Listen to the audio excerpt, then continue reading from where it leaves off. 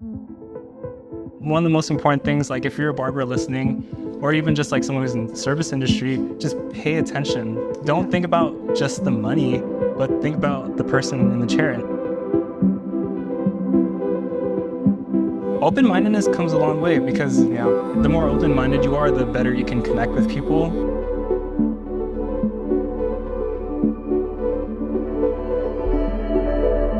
With a lot of like social media, like a lot of people are lonely. A lot of people are like, people need people. People need people. People need people. Thank you for being here with us. Thank you for being a fly on the wall. Hope you guys are encouraged. We'll see you guys next time.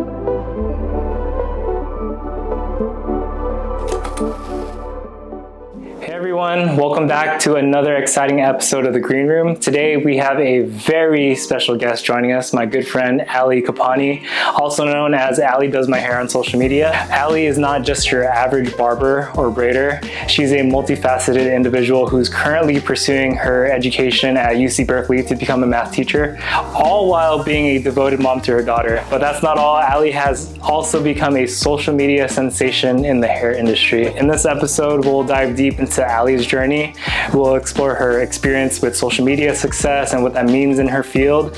We'll also touch on some more personal topics, including her brave journey through addiction and recovery. And for all the parents out there, you won't want to miss our discussion on the unique challenges of balancing parenthood with career and personal growth. So grab your headphones and get ready for an inspiring and insightful conversation with the amazing Ali Copani. All right, we are here. Boom, boom, boom, boom, boom, boom, boom, boom. Boom, boom, boom. Boom, boom, boom, boom, boom, boom, boom, boom, boom, boom, boom, boom. This is the best I could do. I've never seen such the silly side of you, Josh. I think I'm like a lot more comfortable in my skin now. Is this a dad Josh thing? I think so. Clay brings out the silliness. Maybe step two. Yeah, definitely step two. Yeah. I'm very like, my walls are down. And I'm just here. Aww, here I am. Yeah. Look at that. Look at that. It's so cute. You're so lame. Yeah. That hasn't changed. Yeah. I always felt too lame for Paradox. I was always shocked that they I'm glad I'm not the only one. You felt too lame for Paradox? Really? Yeah. Wait, real quick. Sorry. Can you like move your hair from the mic? There you go. Just so it doesn't accidentally rub against it. Cool. Yeah, I felt very lame. Really? Very like, well, I was just with them over the weekend or just over the last couple of days. It was fun. It's the same like hanging out with the guys. Yeah. But yeah, I'm still very like awkward. And I think that's okay. I'm starting to like embrace the awkwardness where I'm just like, this is just how I am now. Yeah. Yeah, no apologies. There's a certain point, Alex talks about it a lot, and it's one of the reasons why I really admire him. He's like, at a certain point I realized I'd been wearing basically the same clothes for like 10 years. I've been listening to the same music for quite a while. You? I've been getting the same haircut. No, him. This is what Alex has. Yeah, this is him telling me. And he's like, I just realized this is probably who I am. Mm-hmm. And I'm pretty okay with it. And I was like, that's true, huh? Yeah. And that's happened for me recently. I'm like, why am I pretending like I don't like Taylor Swift? You like Taylor Swift? You're a Swiftie? I really love Taylor Swift. I do. I also love country music. I also love hip hop. But like all those things I would try and make my like whole personality. And I'm like, okay, so my whole personality is hip hop or my whole personality is country. And all of a sudden I'm like, you know what? It's all of it. Enough with these boxes. Enough. Yeah. So I'm super nervous. You are. Yeah. You're doing great so far. Okay. But the whole like box thing, like why do you think why do we do that? Because I also do that. I try to be like, oh, I'm a barber. We talked about this on the phone. Like I'm a barber, and everything about my life is barber. But then like I love music. Like I play piano. I've been playing piano since I was like 9 years old. Have you really? I play for church. I'm playing for church this weekend. I'm playing keys. So cool. And like that's also a big part of my life, but I never share it. No, I never knew you were musical. Yeah, like pretty much majority of my life, just always been on the stage playing keyboard for people. So, but like I felt like that wasn't how I am in a band. You're in a band? Yeah. Is it the church band? It's the church band. Nice. Church choir, church band, whatever you call it. Nice. But I always segmented that as like, that's my church life. And then my barber life is my barber life. Yeah. So like I do the whole box thing. Why do we do that? I don't know. I was always looking for something to fix me. And it was like, if I found the right box, I was like, maybe this box will fix me. Yeah. It's too early to make me cry. I'm sorry. I'm a very emotional person, so I relate to that so much. Yeah. Like elaborate on that. Like, what do you mean trying to fix you? So, well, you asked me, I don't know if this is like breaking the fourth wall or whatever, but when you were asking me about everything that you wanted to maybe touch on, it's like that's a huge part of my story is just something's always been wrong and I don't know what it is, but something's always felt wrong. And I've always, my whole life, just been looking for something to fix me. I was like a juvenile delinquent growing up. And fun fact, I have been to almost every kind of institution you can think of. So I was like a really bad kid, and my mom sent me to military school for my freshman year of high school. And I was like, oh, cool, the military is going to fix me, right? Because I actually did really well in military school and stuff like that. And then I got out and I was like, okay, that wasn't it. And then I joined the cheerleading team at school and I was like, awesome, this is what's going to fix me. I'm going to do like the cheerleader jock straight A thing. And then I like fell victim to like the opiate epidemic. And then I was like, oh, cool. So like heroin's going to fix me. Awesome.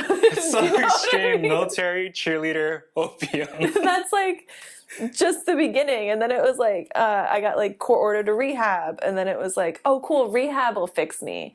And then I got out and then I was like, that wasn't it. Okay. And then I started like doing everything else except heroin. I was like, oh, cool, drinking and weed will fix me. That works. Oh, guys will fix me. Oh, cool. And then I barely graduated high school and then I was like, oh, cool, being a waitress and having my own money, that'll fix me. And then it was, no, you know the problem is? It's my hometown. That's the issue. I'll move to California. Where were you originally from? Florida. Oh. Yeah. A small town in Florida called Jupiter, which now is actually really big because of all the golfing that goes on down there. But, and then I was like, cool, San Francisco will fix me. And before that, I had like found hair and I was like, oh, doing hair is going to fix me. And then that became my whole identity. And then, oh my God, and then it just got super dark. Then I found cocaine. I was like, cocaine will fix me. Yeah. And then I was like living on my own. Oh my God. And then I started dating women and I was like, oh my God, I'm gay. That's going to fix me. Yeah. And yeah. And then it just gets darker after that. So if you want to get into that, you can. I'm totally cool with it, but it gets pretty dark. Yeah. And it's only like 2 minutes in. Yeah. So. Great start.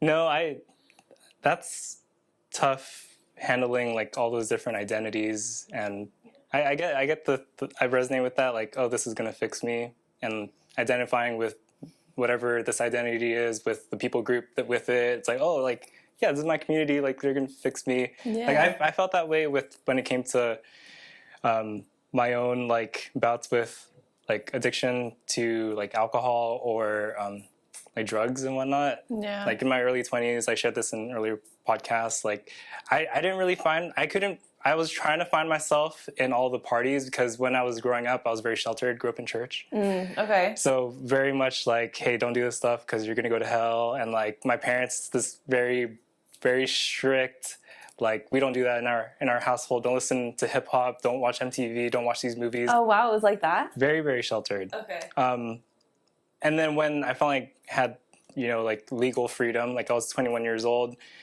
So you didn't drink till you were 21? No, not till I was 21. Wow. And from 21 till about like 26, I was just like, let me experience it all.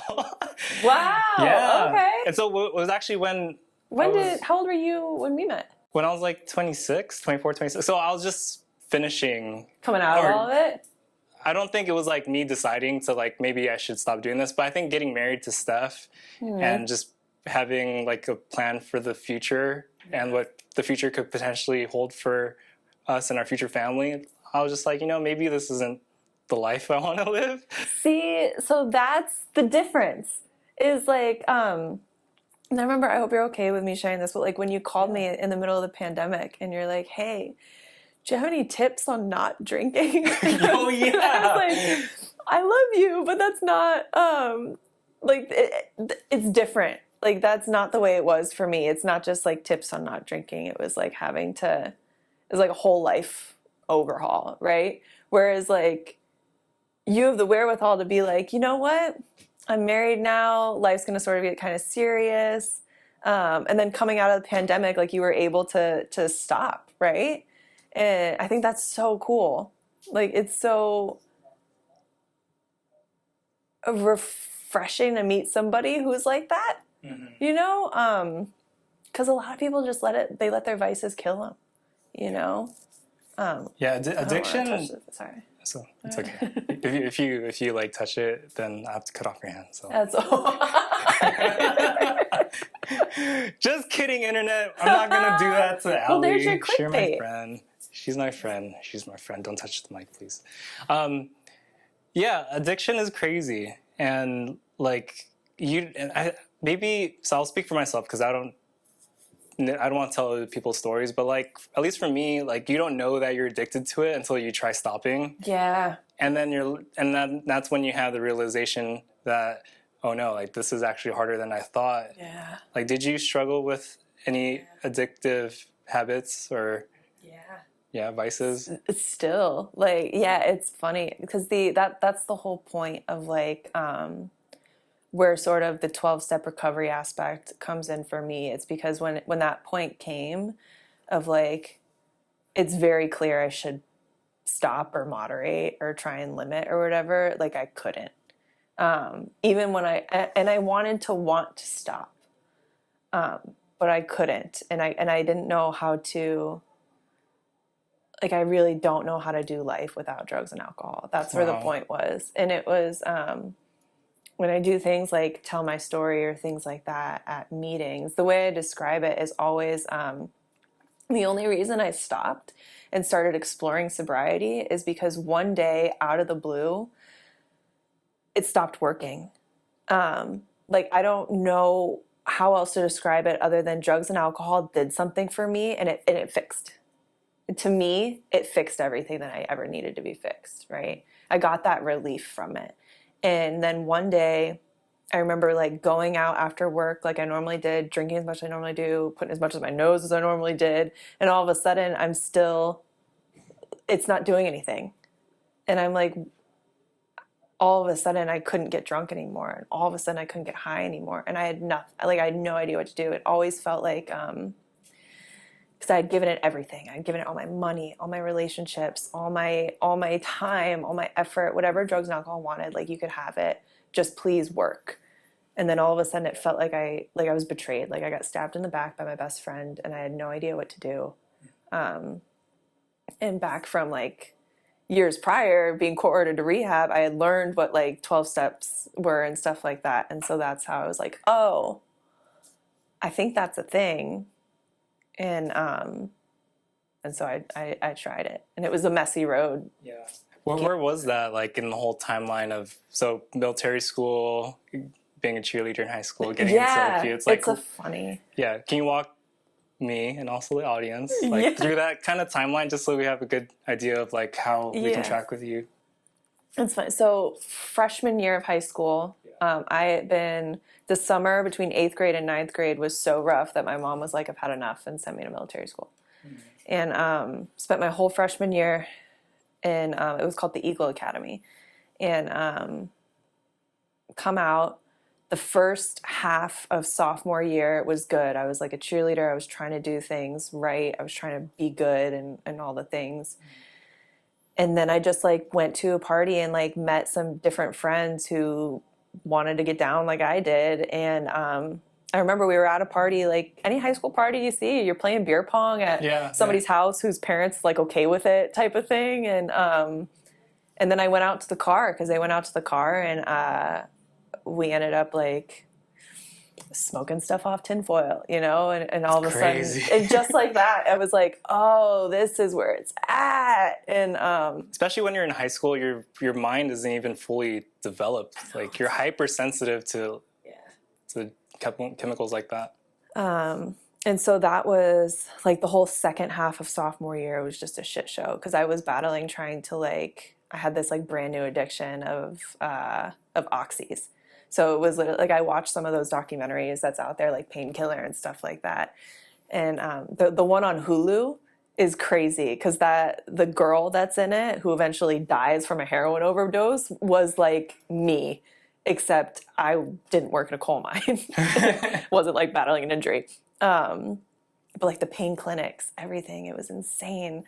It was just like that. And but I remember my mom and I had come home from like a game, like I cheered at a game, and it was like a Wednesday night. I wanted to go out and party, and she's like, "No, it's Wednesday."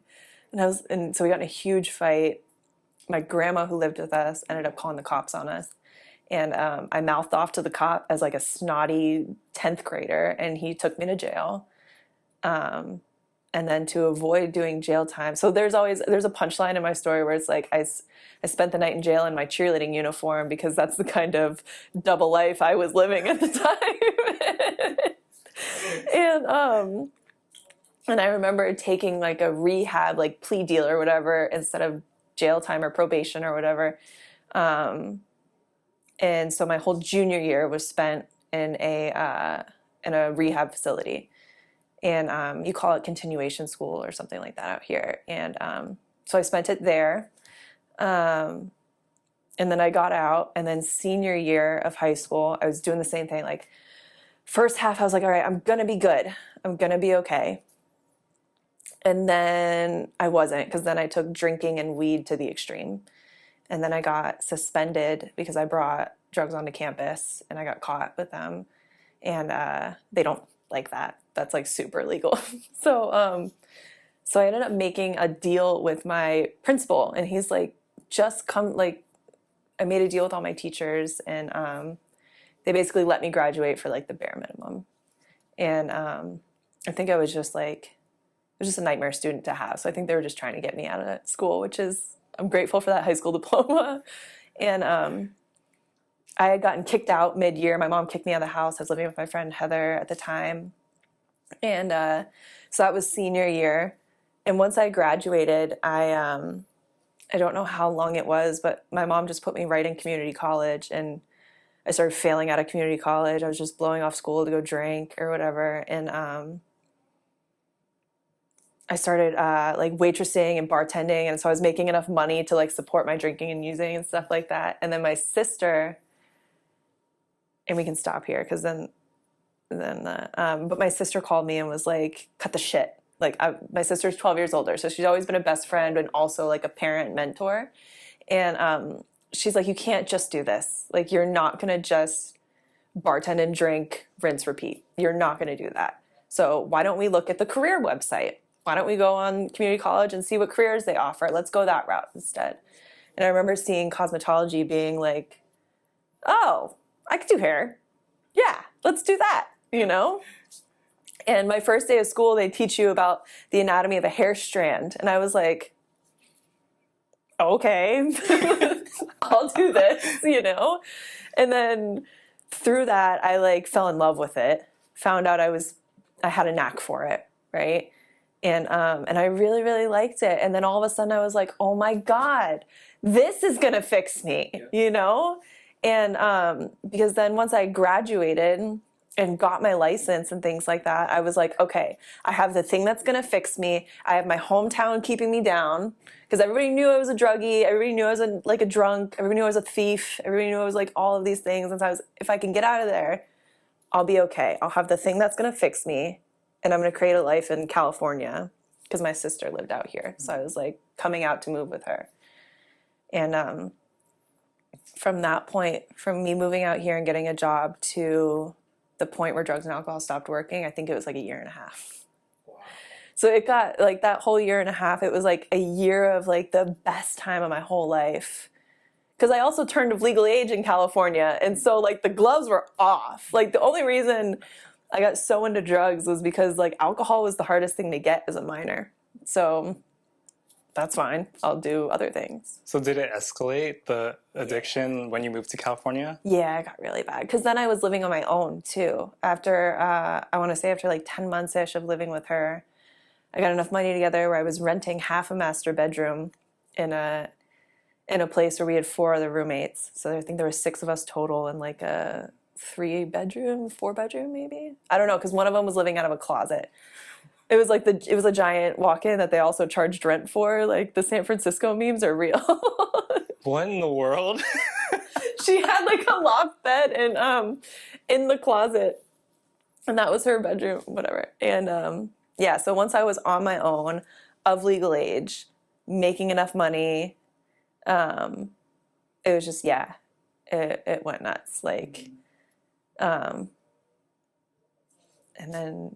Yeah, I remember I was working in a salon at that point, and that's when I realized like the salon vibe is not for me. I had a lot of male clientele because I think I got really good at cutting men's hair, and that's when sort of like the barbering aspect sort of came out for me. I was like, oh, maybe the salon isn't for me. Maybe it's the barbering aspect that's for me, and yeah. But then the dark part of that whole thing is when I realized it wasn't going to work anymore. Because you have to, like, I didn't just get sober right then and there. Like, I remember going to a meeting and being like, oh, wow, this is going to be the thing that fixes me. And then being like, nope, nope, nope. I want drugs and alcohol back. This is too hard. This is too hard. I don't want to do this. And so it was like a 6-month cycle of like trying to get sober and then trying to drink again and trying to get sober and trying to drink again. And in that time, like I was losing my mind. It was getting really, really dark, like up here. And, the point at which everything worked was the mental hospital was the last institution for me. And I got 5150'd, so. What does that mean? Oh, you don't know what that means? Oh, that's funny. Sorry. And like 12-step recovery, everybody knows what that means. Sorry, sheltered, remember? Sheltered Christian boy. What's 5150? When you're a danger to yourself. So I had tried to kill myself because I was like, you know what?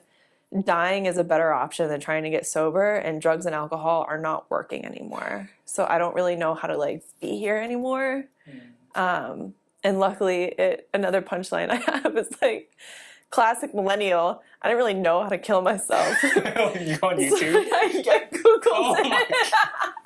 Like, which is so funny now looking back, but it was like, and then I was trying to figure out how to clear my search history so the cops wouldn't find it.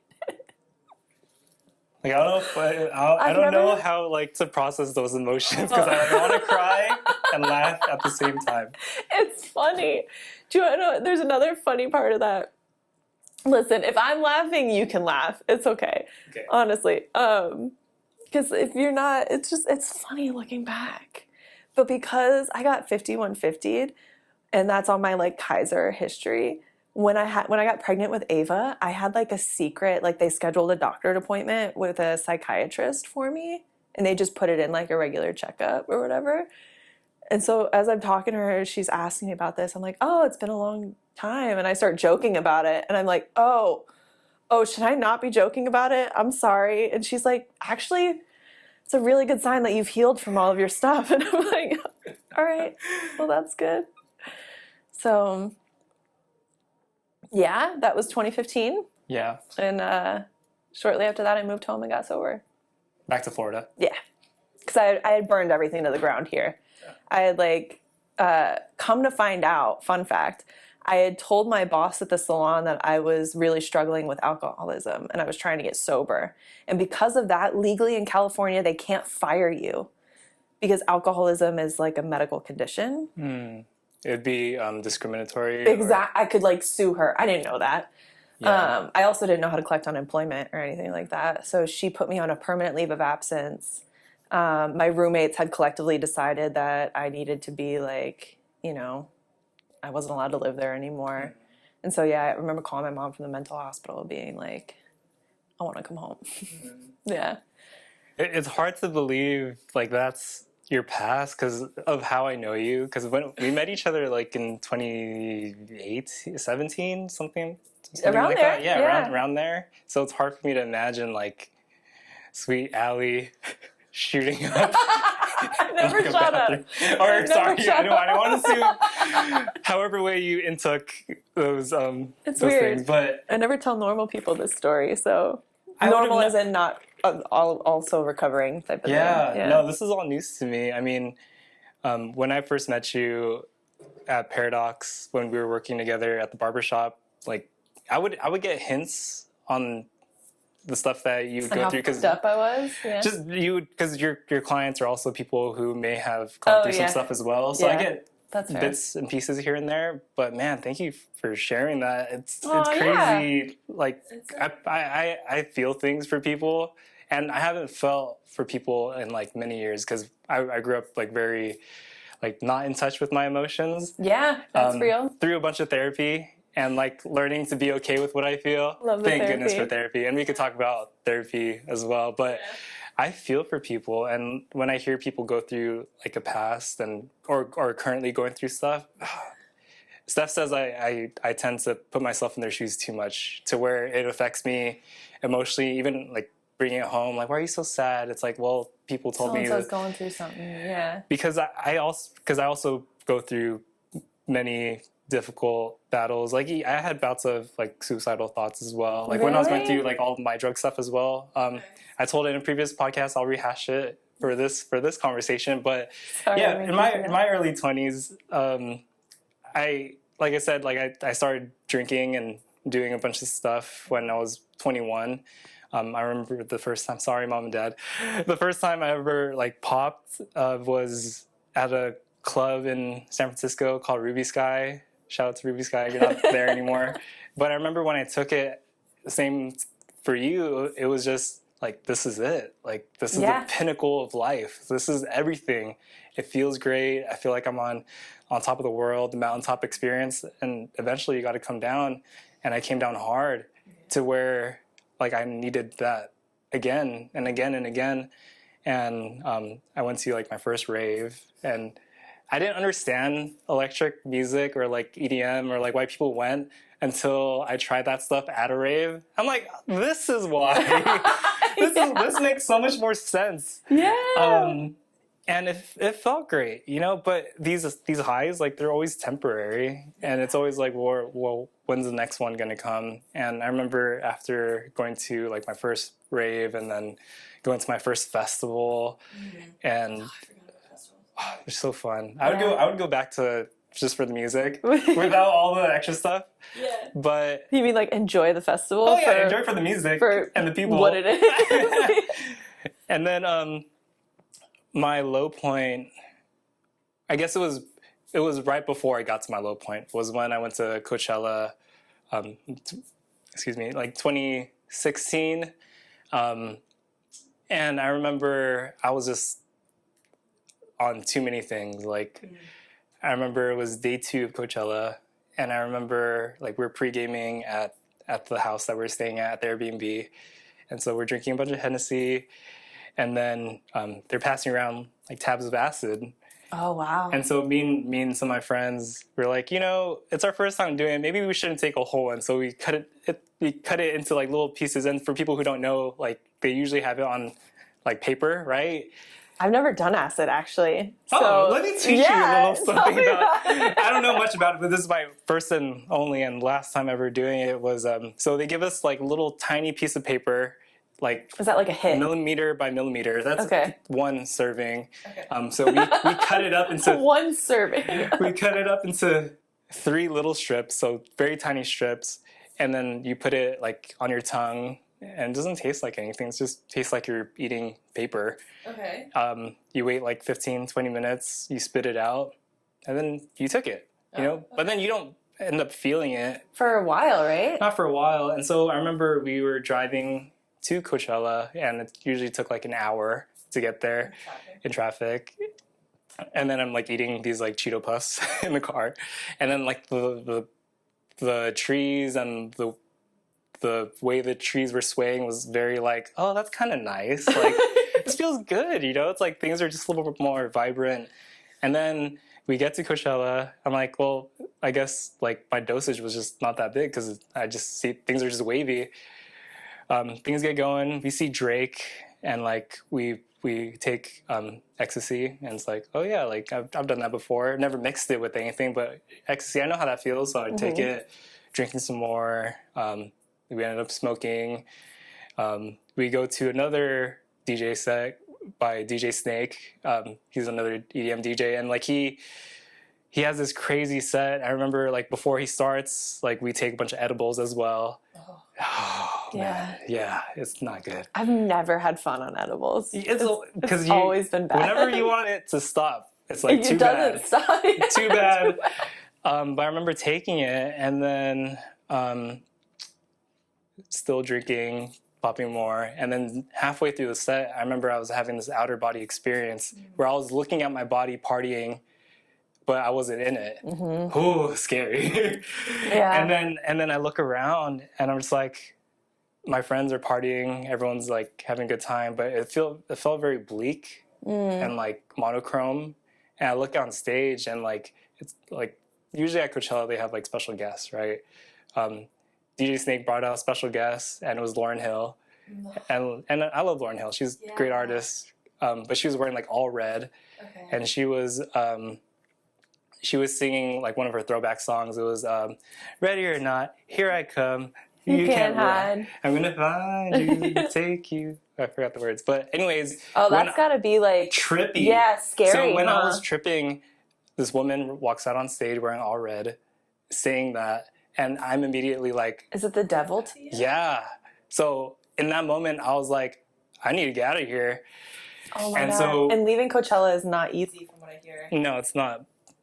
And we were packed like sardines, and we were like in the middle of the crowd. And so one of our friends, they're just like, yeah, this is a little too much for us. We're going to head out. I'm like, I'm going with you. So we do a little snake line to get out. Okay. Once we get out, I remember I'm like, I need water. Like, I need water right now. I go to each kiosk. They're like, sorry, we don't have water. We only have lemonade. And you know, vitamin C, like it heightens the feeling of MDMA. Yeah, I don't think there's vitamin C in lemonade. It's just, it gets you going. Okay. You can fact check me later. Don't need sugar. But I was going around looking for water, couldn't find it, and I was tripping out. And I was going to this random girl. I was like, "Can I please have your water?" She's like, "Sure." Grab it, chug it, and then finally, like I come to. But at the same time, I'm like, something feels different. I look around. The ground is barren. People are wearing masks. Everything's dusty and like kind of hazy. People are watching Lauryn Hill. Lady Gaga was going on at the same time too. And I was like, dude, this is hell. I felt like I died from an overdose, and I woke up in hell.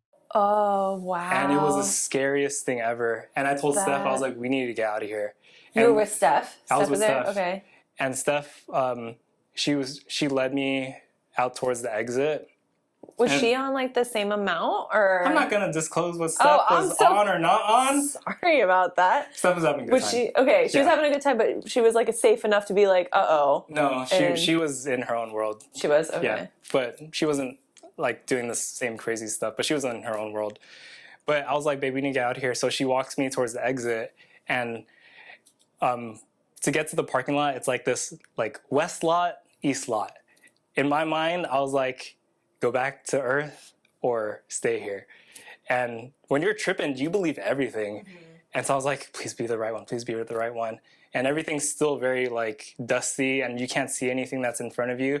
And it's like we're like when we were finding the car, it's like you're wading through water. It's like in the dark trying to look for it. Yeah. And we finally find it. I get back in the car and I throw on like some like worship music, and like I'm just like, please bring me back. Please bring me back. And then our friends show up, and we tell them that I was tripping pretty hard. And they're like, okay, let's take you home. Take us home. Go back to the Airbnb. And I'm like, okay, I'm going to sleep this off. I go to sleep, and it's like I blink. And it's like, oh my gosh, I'm still here. How long did this... What's that timeline? I felt like I was going through psychosis for at least a year and a half. not feeling like I was here. A year and a half? Yeah.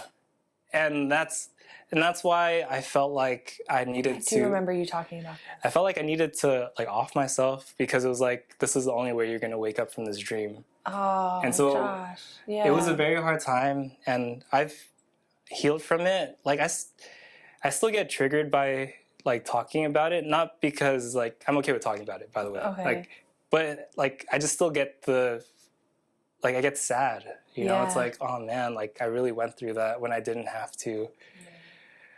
However, after like many years of just like wrestling with it, like whenever I would smoke weed again after that, like it would transport me back. It would come back. That's brutal. Scary. Yeah. I don't know if like a lot of people know what psychosis is. It's like you think everything's a dream. So Alec, I had a few cocaine psychoses, and then I got scary. really into whippets there for a minute, and those that can send you there too. Yeah, it sent me real bad. Like there's a whole vacation where my friend came to visit me in San Francisco, and I was like, I don't remember you being there at all. Wow. But Alex talks about it because he was. We met in recovery, right? Yeah. But he's been sober. It'll be 18 years this year, and so he talks about it a lot because he was a on meth up for 3 days, seeing people that weren't there type of thing.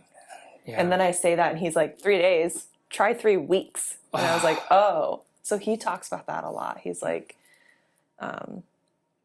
those remnants are sort of everlasting. Like the memory of being in that psychosis is still like, it feels like it's still PTSD. Right here. Yeah. PTSD. That's what my therapist said. Really? Yeah. My therapist said like, you're going through PTSD. Wow. Yeah.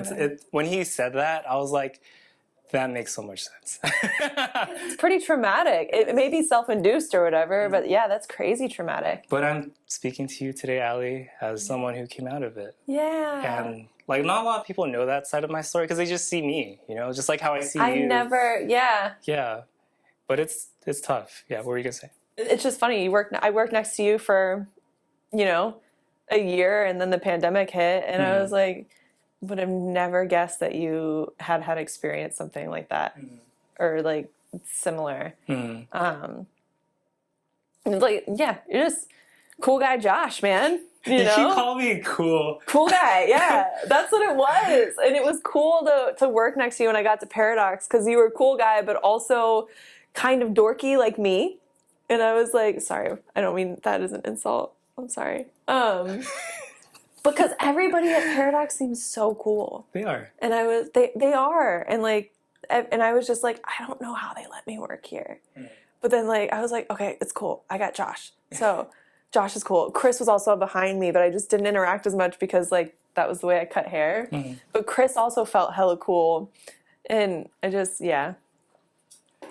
Yeah, we're all, okay, like if you say we're all cool, then I'll accept that. Okay. Yeah.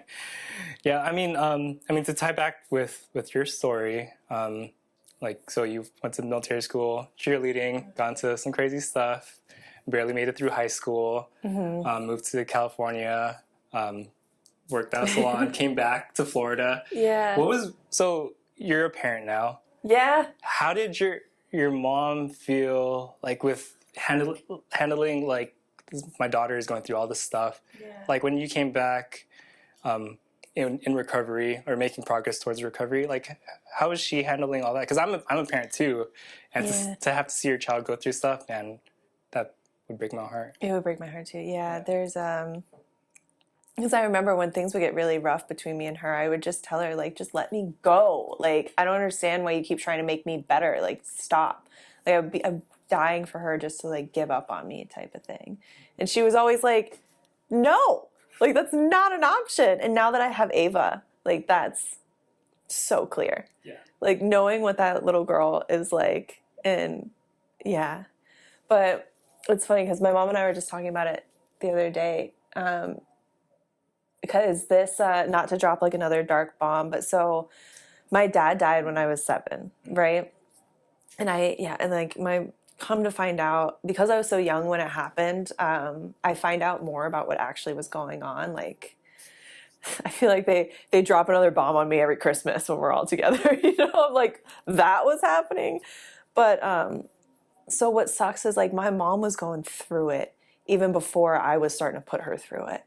And so I just feel so bad because I know she was in like survival mode from like the time that happened to the time I got sober in 2015, you know, and because not only that, like she was also a realtor when 2008 happened, and like we lost everything, and like food stamp, like all the things, and so she was having, we talked about it the other day because it's like she literally, what I've learned in therapy and things like that is because I used to hold a lot of resentment. Like, why didn't she do better by me? You know, I could have been different. I could have not had to go through all that. When the truth is I firmly believe I had to. Like, this was just the life I was going to live, and I'm really grateful for it now. But she literally did the best she could trying to deal with her own stuff as well. Like, looking back, like she had just lost her husband. We had just lost everything in that moment when I was 7, come to find out, because my dad left us in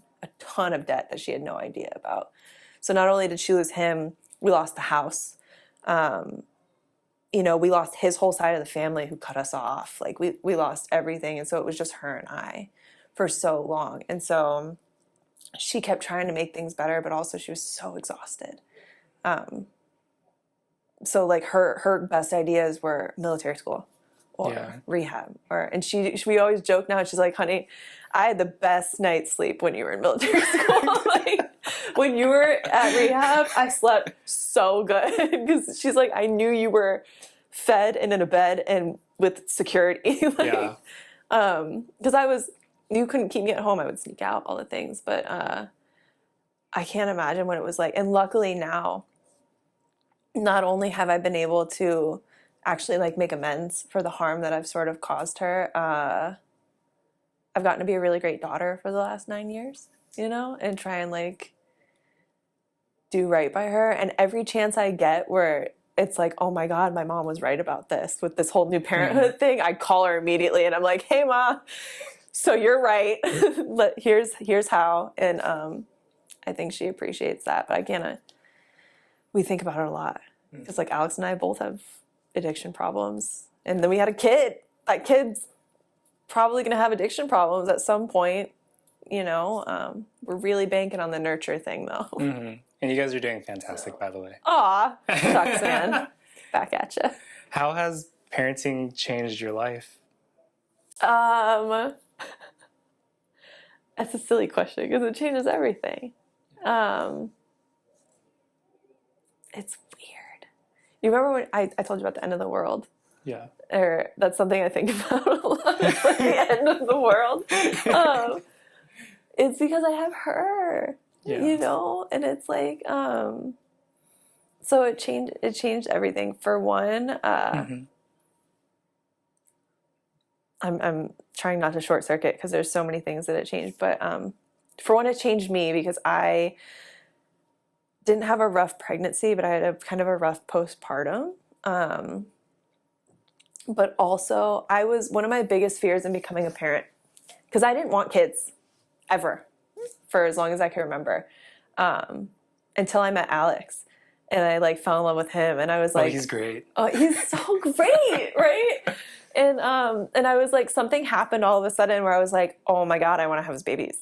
Like, I'm sorry, like it just happened one day, and I was like, oh, that's this feeling, like the light switched. And so, one of the fears I had when I was pregnant was I would regret having a kid, and that I would have her and be like, shit, now I'm responsible forever for her, you know.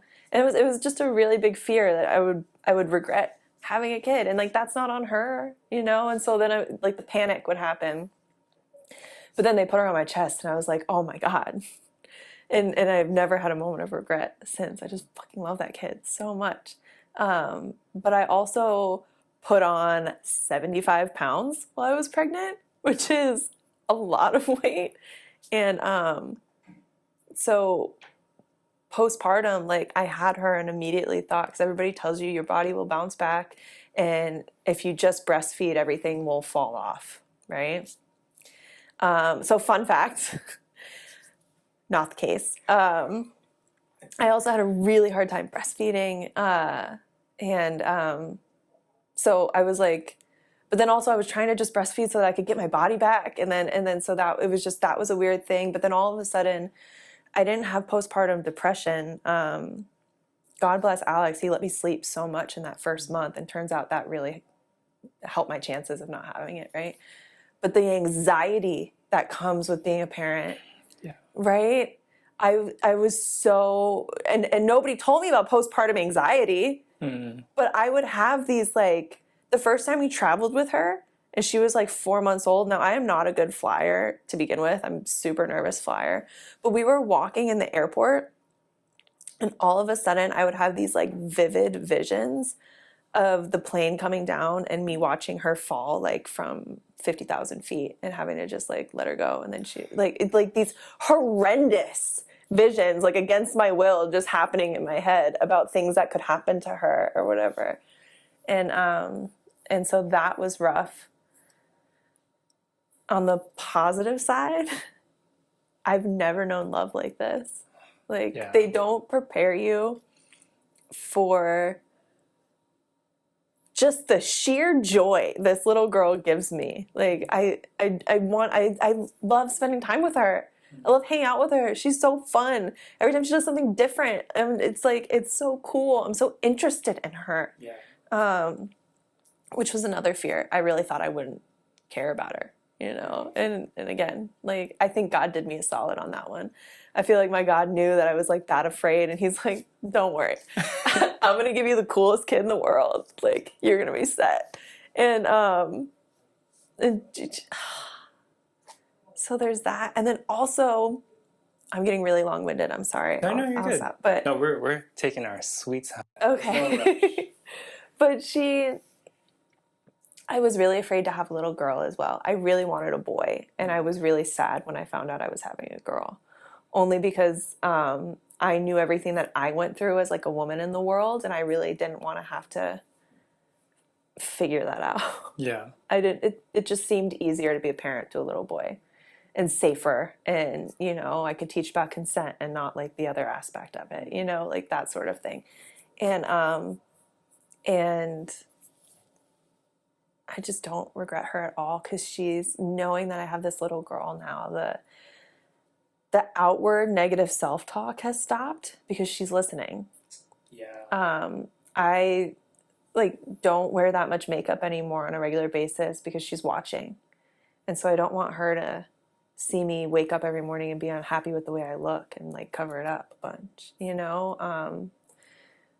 Also, like, how do I get to teach this girl about like that there's like a God that loves her as much as we love her, you know? Like, it's it makes your brain work in different ways. And it's really cool. And it's also hilarious. Like, the voices that I do now, I didn't know were in there, right? The type of animations we do. You did a little dance when I first got here. Where did that come from? You know, I get a lot of practice at home. Probably from being a parent, you know? You gotta be entertaining. And it's cool. It changes everything. Yeah. But also it changed Alex and I for the best. Like, he's such a good dad. I bet you're a good dad too, and Steph sees it, and vice versa. And like that sort of, it just makes me happier to be with him, more attracted to him, like grateful that I had a kid with him. Mm-hmm. Yeah. Was that a long enough answer for you, Josh? That was the perfect answer. Aww. Okay, well, you can stop it here. No, you're good. Parenting has a way of, it's like it ages you physically, but de-ages you mentally in many ways.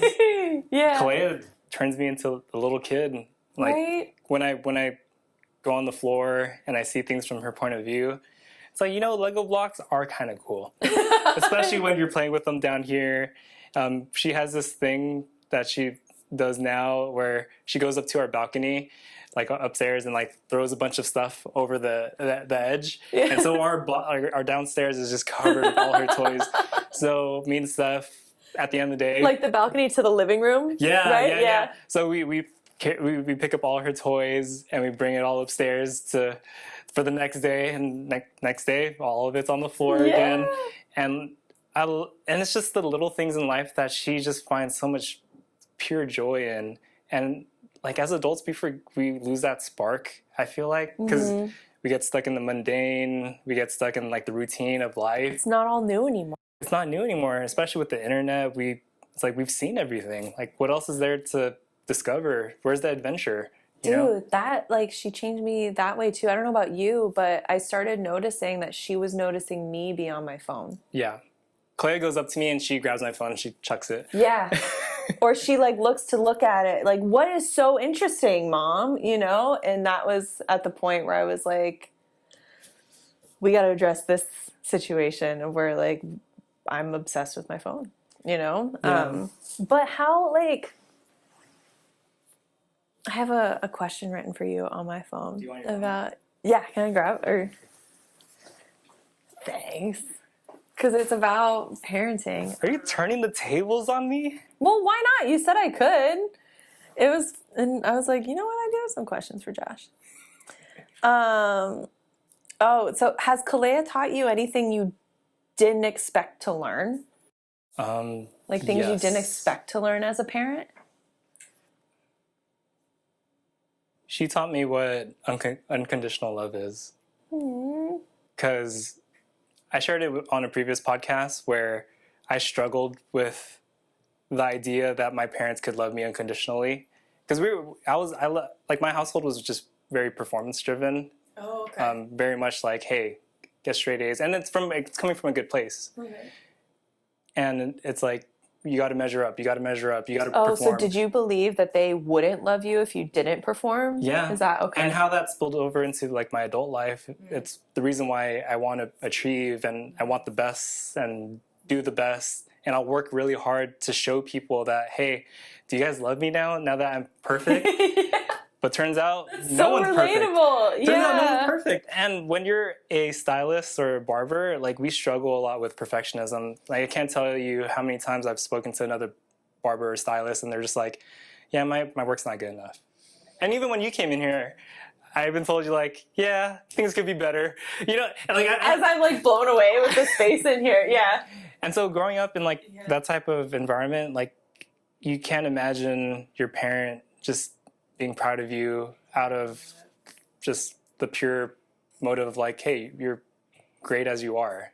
You don't have to add anything extra to be who you are. And so when Kalea was born, she was born with a genetic disorder. So it causes her to have mental delays, physical delays. So she's currently about to turn 3 years old, but she measures cognitively at the age of like a 13-month-old.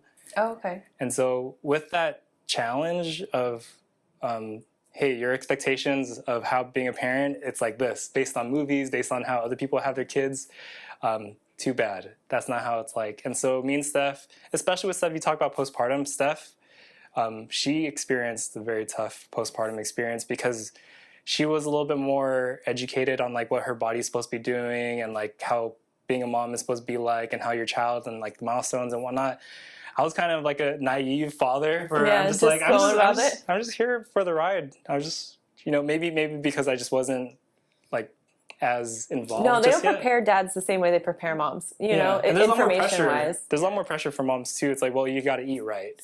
You got to make sure you exercise right. You got to make sure you're taking all these vitamins and, oh, why aren't you doing this? Like, did you know like this supplement is supposed to be good for the baby? And moms go through a lot of pressure. So I read a book called Raising a Rare Girl. And I believe I told you about it, or maybe I told someone else about it, but it's about this mom who has a daughter who has the same genetic disorder as my daughter, Kalea.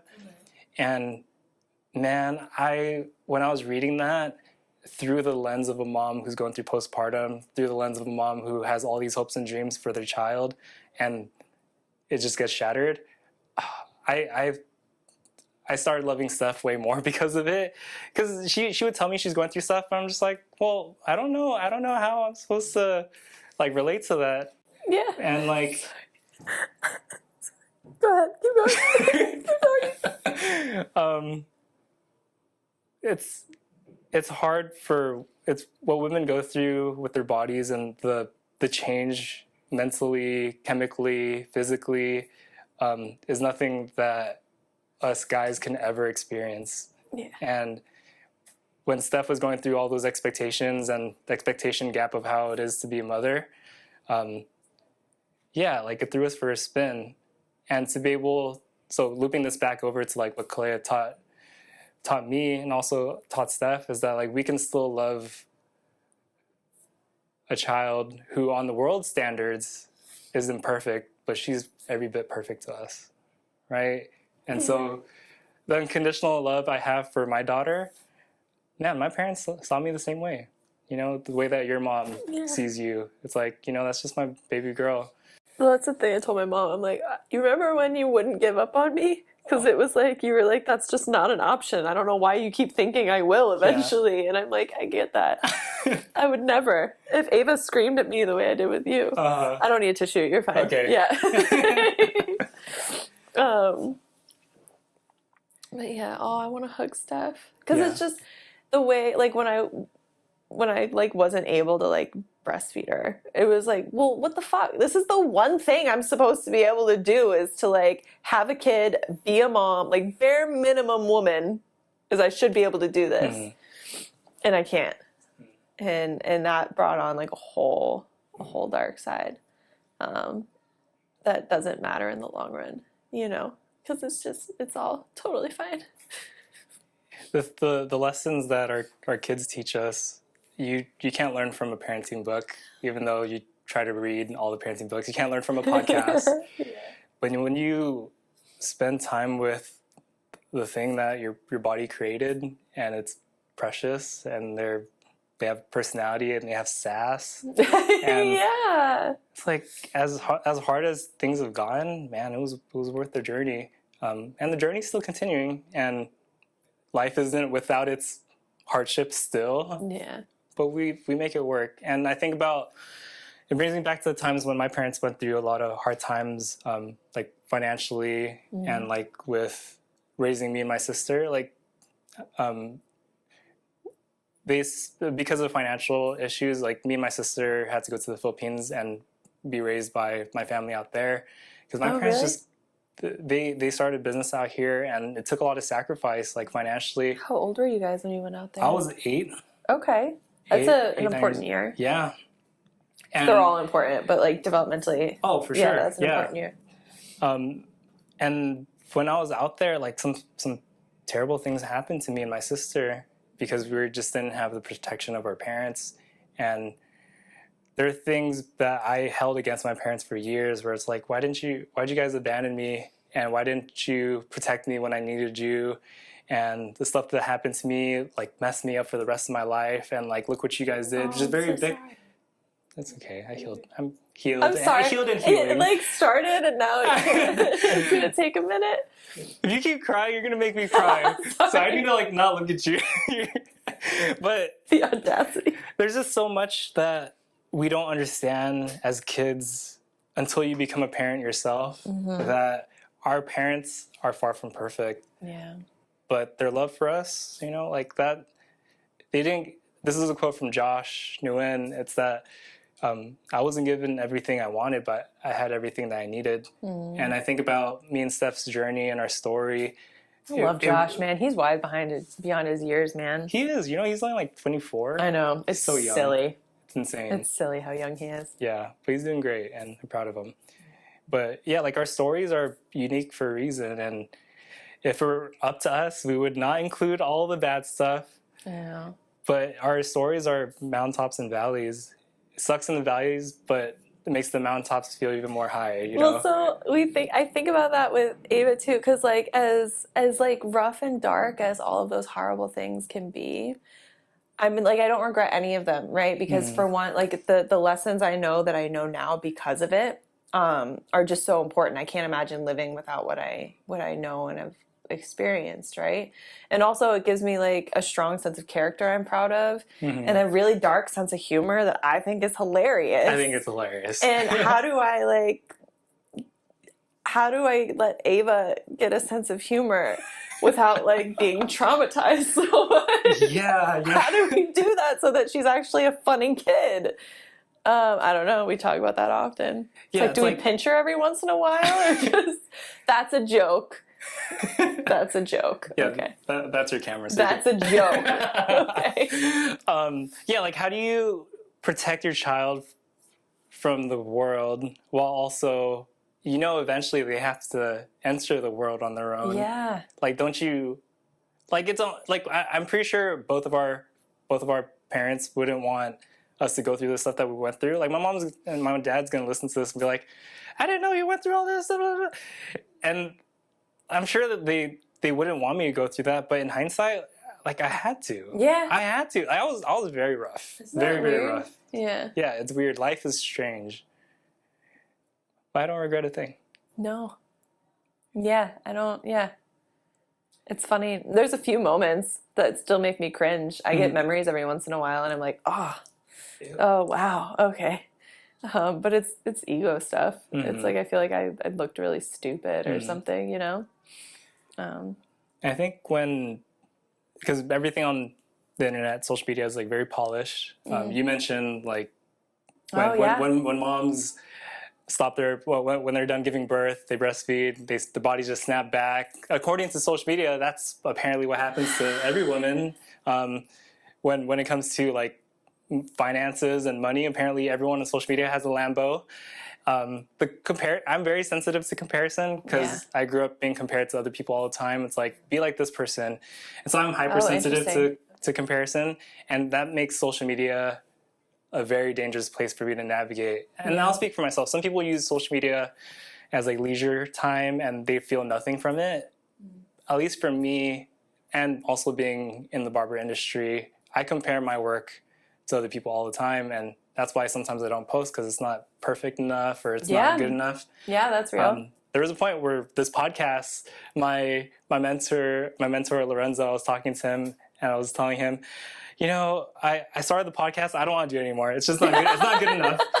And he's like, Josh, do you hear what you're saying? That's so relatable, yeah. Because comparison is the thief of joy. And I think there's a lot of dead dreams that are in the graveyard because people didn't want to see it through because they compared it to another person's dream. Yeah. Social media has impacted my life, and I'm trying to figure out ways to navigate it in a more strategic way so I don't get kind of burned by it. Yeah. You experienced some social media success. For people listening on Spotify and Apple Podcasts, I'm using quotation marks, air quotes for social media success. But what was that like for you? It wasn't even, what's funny?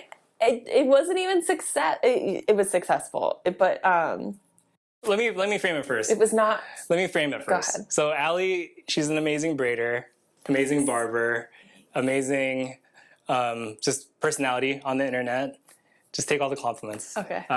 Very likable, very personable, all these things. Okay. And you went from, I don't even know how many subs you started, or how many followers you started with, but you ended up with like 10,000 followers on Instagram and how many on TikTok?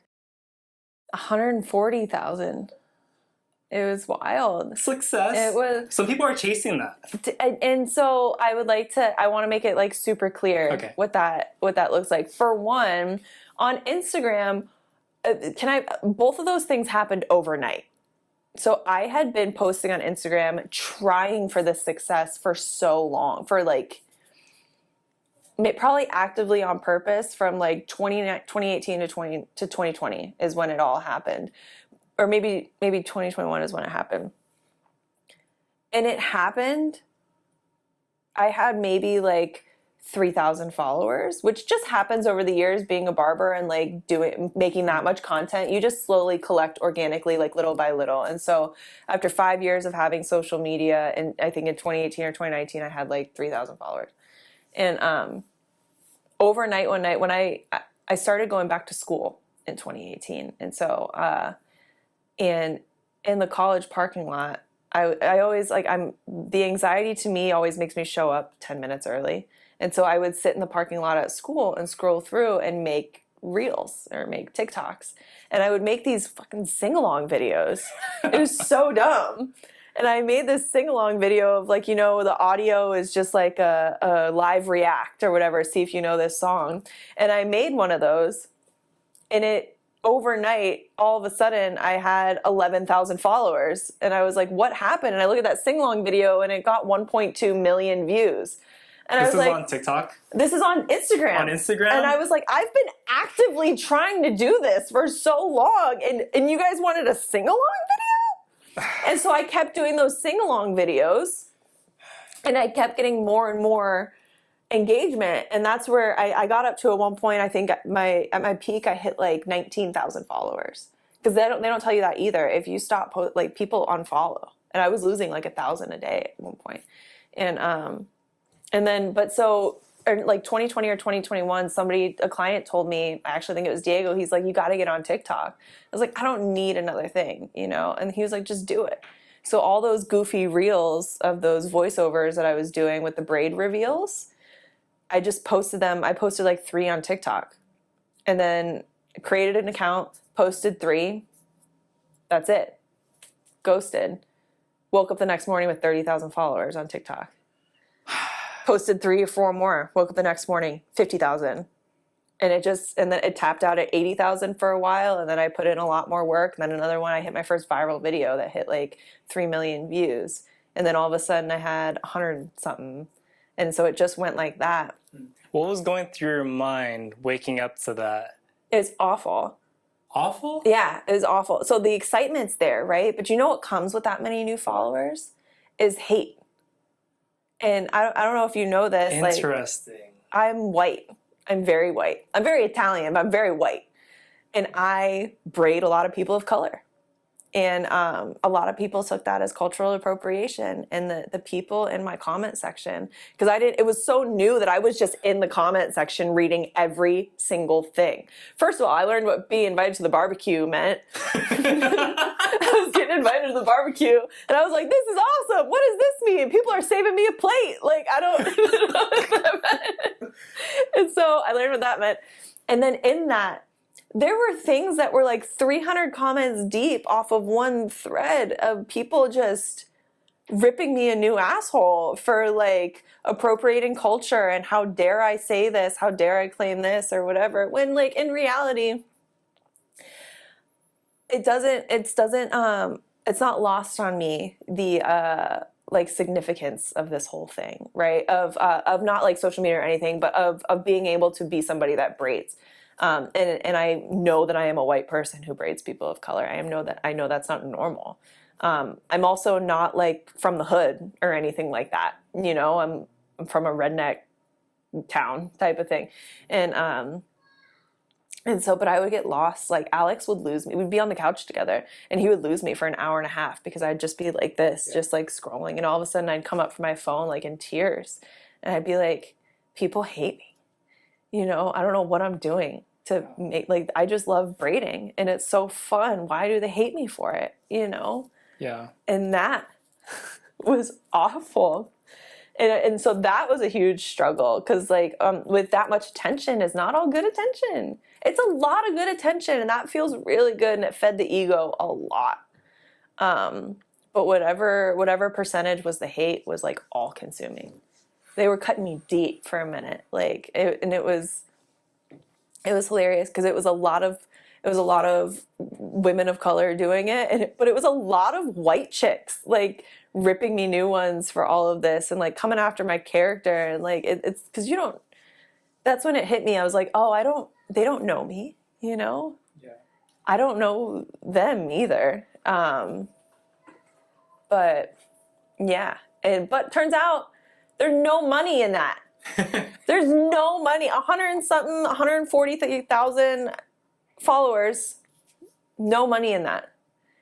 I was on like the TikTok creator thing and I was making like 0.07 cents a day off of videos that were getting like regularly like 40 to 100K views. I'm getting on a good day, I made $4 off of a video. So I got all the success and I was like, where's all the money that comes with this? where's all the money that comes with all this content creation? Where, you know, and that's when I learned it's a lot of paid ads. And I'm like not a marketing person. I don't even like selling product at the shop. I don't think I ever sold any product at Paradox. I did once because I really wanted a sweater that they made, and they were like rewarding the top barber who, you know, with the whatever. Paradox makes some really cool merch. And I was like, okay, I like sold product for that. But I hate selling people. I hate it because it doesn't feel authentic to me. And so I tried to do that for a little bit, and that just felt like crap. And there was no money. I think I made like $400 off of paid ads. So then I developed the braid course, and I spent a really long time trying to develop this braid course, and I did it, and I published it, and it was profitable. But then I realized I had to keep selling it. You know, like it was up to me to sell it. It was up to me to promote it, all these things. And it was exhausting. It was so exhausting. And then that took the fun out of all of it. Making reels was not fun anymore. Making TikToks was not fun anymore. It was like, how do I make this about hair? How do I make this about my braid course? How do I make this to make money? How do I, you know, and before I knew it, I was like, I can't do this anymore. And because then the hate always pops up, and you know, it's just, and now I was trying to sell a course on how to braid, and so the hate came from that. And when in reality I was like, but I'm just trying to make some money, guys. Like, it was wild. It was a wild journey. I've been off of it since May. I don't have the balls to delete it because the thousands and thousands of followers feel so like, I don't have the balls to delete those profiles with all those followers, you know? But yeah, I've been off of it for a couple months now, and I'm like the happiest I've been in a long time. Do you ever see yourself going back to it at all, period? I think about it sometimes in regard to, because now I'm back in school and I'm in college to become a teacher. And so I think about all the time, like, oh, I could turn this into a social media marketing campaign, you know, or like tutoring math via social media. And then I'm like, you have to stop. Like, not everything needs to be on social media. For me. So the way the majority of people don't have a problem with drinking, and it's cool and it's fun, and they just do it, and then they stop, and they find joy in that, or they smoke weed and they just smoke weed and they do that, and it's not an issue for them. It's not even a second thought, and it destroys my life. That's what social media got to be for me, is it felt like I was drinking and trying to stop drinking and couldn't stop. Wow. And that's when I was like, oh, the only way I know how to fix this is nothing at all, you know? Like, that's why I don't smoke weed. I don't sometimes drink. If I avoid food with alcohol in it. I don't like look for it, but I don't eat like penne alla vodka because it's just a principle thing. And so for me, it's like, oh, I don't think I can do social media anymore. So I got it. I got the success I was looking for so long, and turns out that's not it for me. Yeah, I'm really jealous of people like you and of people like the Paradox guys and who seem to do it and be good at it and not let it ruin their life. I'm barely holding on. Are you? I get so jealous. I'm like, dude, Josh can do it. Why can't you do it? You know, it's yeah. It's funny, not funny. It's eye-opening to hear someone like you who's experienced all that. And I think everyone navigates social media and life differently. Like, at least for me, like I have a hard time not letting the metrics get to me. Because I'm smart enough to know what people want. I know what people want. They want to be entertained. They want something that's eye-catching. You want to have a hook in the first 2 seconds of the video, just so it captivates the audience. You want them to watch your entire thing all the way through. Yeah. When I started learning what it took to get to that level, it almost felt like selling your soul. Yeah. Maybe I'm a little extreme. I'm selling out. I'm very extreme, and my mentor can't relate to that. Can't relate. I know, we're not extreme, right? We're the most sane people in the room right Normal. now. But my mentor Lorenzo, like, he's always like a great recalibrator. He takes my crazy ideas, processes it with me, and says, okay, maybe things aren't so binary as you think. Maybe things aren't as black and white. Maybe there's a spectrum. And so when it comes to social media use for me, I need to really turn it into a job. Yeah. Where it's completely separate from my personal life. I post personal stuff on there, on my Instagram. But what keeps me calibrated and grounded is this, is what I get to do with the green room. I love hair stuff. Yeah. I talk about hair in here. I love teaching people how I cut hair. I love giving great haircuts. I love it all. I love that portion of hair. What I don't like about the hair industry right now is the fact that it's too much of a show. Yeah. It's too much of a... I didn't sign on to be a marketing person and a teacher and on all these things. I just wanted to do hair. Yeah. You know? And you can't just do that. Yeah. My so Lorenzo also, like, he said the same thing. It's like, I shared this with you on the phone. It's like, I don't think I love cutting hair as much as I thought I do, but I love people more than I love cutting hair. Mm-hmm. And when I started setting up the tripods, I'm trying to get the good angles while I'm cutting my client, like, I stopped thinking about the person in my chair. I started thinking about, well, how can I turn this dope haircut into thousands of views, into content? And when everything is content, that's a YouTube quip. It's everything is content. Everything is content. Everything is yeah. But not everything is content. No, it's not. And my tagline for the green room in the intro, it's like, stop just thinking about just the hair, but think about the person in the chair, the person who gets to wear the hair. Yeah. And I invest so much into the people that sit in my chair. They come in because of the great haircut. They leave because of the conversation, and they leave not because of the conversation. That sounds bad. No, they come in for the haircut. Because you're a jerk. I'm a terrible person, but they come in because they're shaggy. They need a haircut, but they leave with, you know, like a lighter load because they're able to process things with me and to share what's on their mind. Well, it's that whole, like, people will always remember how you made them feel. Absolutely, you know? Yeah. They'll probably forget that one haircut if you went a little too long or a little too short. But if they left feeling good because, like, this makes them feel good, yeah. Yeah, like, you'd be surprised, like, the type of brand that I've built in here, and it's not a brand that's for the internet. It's the brand that I have in this space. Yeah. People, I'm always running behind, as you know, like, all my clients who are watching online say amen. I'm always running behind. But whenever they're just a fly on the wall, just listening to the conversation I'm having with the people in my chair, they're crying. Like, people are, like, guys pouring their hearts out. Aww. Just saying, like, Josh, like, I never thought about it that way. Josh, thank you so much for listening to me. And then the next person comes in, and I got to reload. We got to do this. And it's not because I have anything great to say. I'm finally someone in their life that decided to really listen and to not judge.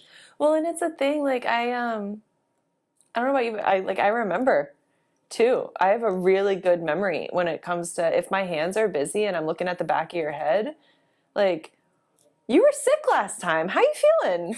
You know? Like, did you end up going to the doctor, you know, or like all the things like, hey, how's your mom doing? And nowadays that sort of connection isn't as common, you know? I love people. Yeah. That's an awesome point. And go ahead. I don't know where I was going. So quick fact about me. I'm terrible at small talk. I'm a terrible small talker. When people are around me and we're just chatting about career and, like, what'd you do last weekend? You watched the game? I'm bored. I'm already checked out.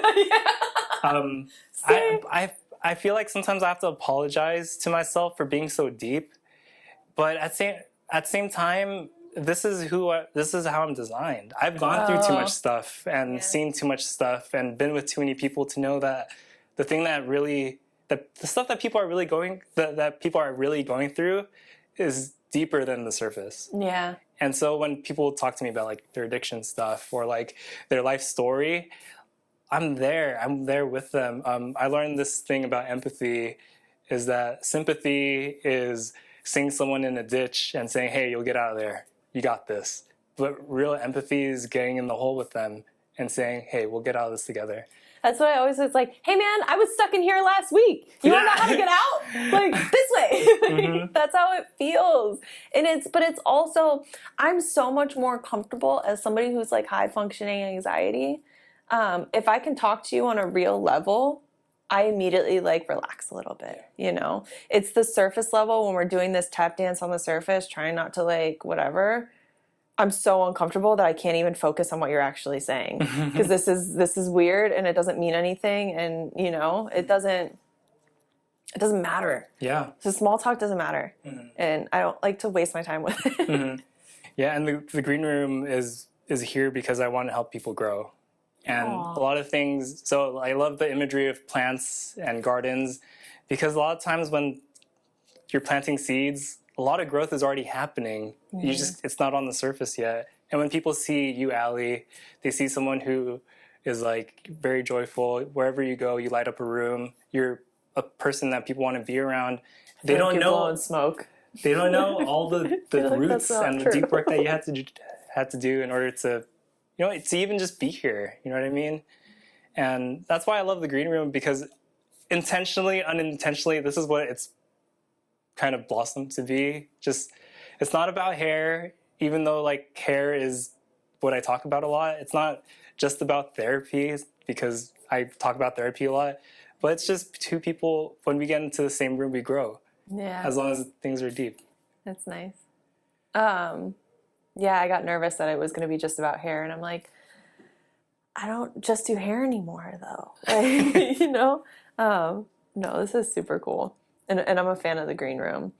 To be clear, I'm a fan of, I listened to JR's episode, Steph's episode. I gotta go back and listen to New Year's. Josh. Because I love Josh. Yeah. Josh was a surprise friend for me during the pandemic when I like shot the text out like, hey guys, I have a garage shop if anybody needs to he work worked over there, right? Yeah, we were like coworkers in the middle of the pandemic for like 6 months. We would even like when he would finish and I wasn't working, we'd work out together in the backyard because I also have a gym set up, and yeah, he became like a buddy. He was hella into plants. I was like, I'm into plants, you know? And it was weird. He was the other. I was like, cool. So Joshes are cool. All right. It's a Josh. It's a Josh thing for sure. Yeah, I really miss him. Is he doing well in New York? Mm-hmm. Yeah? Yeah. He's still living out there? Mm-hmm. Okay. Yeah. Loving life. Nice. Have you had Jordan on the podcast yet? He will. Soon. Oh, sorry. No, we have a lot of cool people lined up. I have all of November scheduled, and it's going to be a lot of good things like this. And I love the direction that the green room is going. It doesn't feel forced. I think that's the biggest compliment that people have given me. It doesn't feel preachy. It doesn't feel like I'm trying to sell anything. It's just, no, like this is real life. Which is nice. Just so happens to be, I'm just posting a slice of life on the internet. That's really all I'm doing. Slice of life? Slice of life. Never heard that term before? No, I have. It's just funny to hear it. But as we're winding things down. Are we winding down? We're winding down. Okay. It feels like I just got here, so let's wind it down. I mean, we could talk for hours. We used to talk for hours at the shop all the time. Yeah. But you know, like with your story, it's very encouraging, and like just to see like how you've blossomed to be like an amazing mother, amazing friend, amazing wife to Alex. You have an amazing story, and it's in the way that you're encouraging me right now. I hope people online also are encouraged in the same way, because these are the deeper stories that I feel like we don't really get the opportunity to really share. And for you to be vulnerable the way that you are, it takes a lot of guts, and I thank you for that. Yeah. And so I want to give you the last word. When it comes to like people who are struggling with like the stuff that they're battling with, what type of encouragement would you give someone who's gone through something similar as you did? Type of encouragement? That's the thing. I have so many follow-up questions to that. Like, do they want help? Do they need help? Are they struggling bad enough to where, I don't know.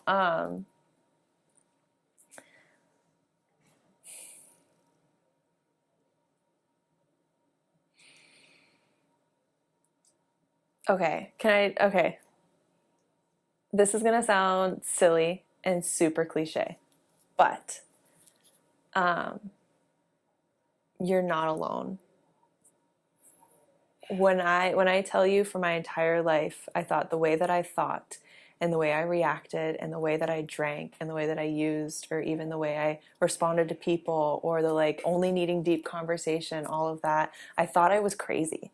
And if I told anybody what I was actually thinking, they would think I was crazy. And then I made it into the recovery world, and I was surrounded by people who were saying my thoughts without me ever saying anything. And it hit me like, I'm truly not alone. And then now what I'm really excited, because I think I flew too close to the sun, and now I go to Berkeley for to get a math degree. It's kind of wild. And so after spending 5 years in community college, I made it to Berkeley, and this is so exciting. And I'm sitting in these classrooms like, I go here, and it's so hard. It's so hard. Okay, it's the hardest thing I've ever done. It's like, aside from whatever, it's hard to exercise your brain like that. And then I go to the free tutoring center all the time, and I ran into classmates of mine, and because I'm afraid to ask questions in class, I'm afraid to whatever look dumb, because I'm at Berkeley now. I'm the only one that's dumb here. I keep touching the mic. I'm sorry. I'm like surrounded by classmates who are really smart.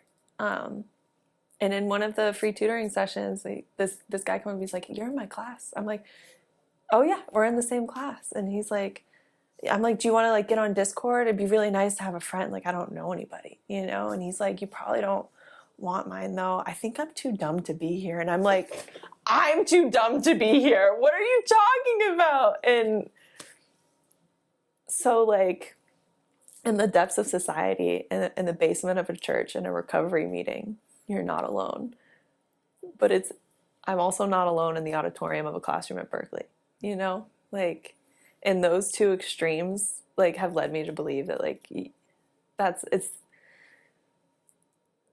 sounds bad, but you're not special. There's somebody else there. And that's what makes it better, is the human connection and the growth that happens when two people like get together like that. So you're not alone. I hate to break it to you. That's my word of encouragement, is that it's not just you, man. It's all of us. So I love that. Yeah. That was a long-winded last word. Let's wrap it up. Are you wrapping up the green room? Sorry. Was it wrap it I up? got weird again. I didn't mean to. Okay. No, I thank you for that. 3 very simple words, but they hit home. Even for me. I needed to hear that. Nah. Yeah. You're not, Josh. I'm not.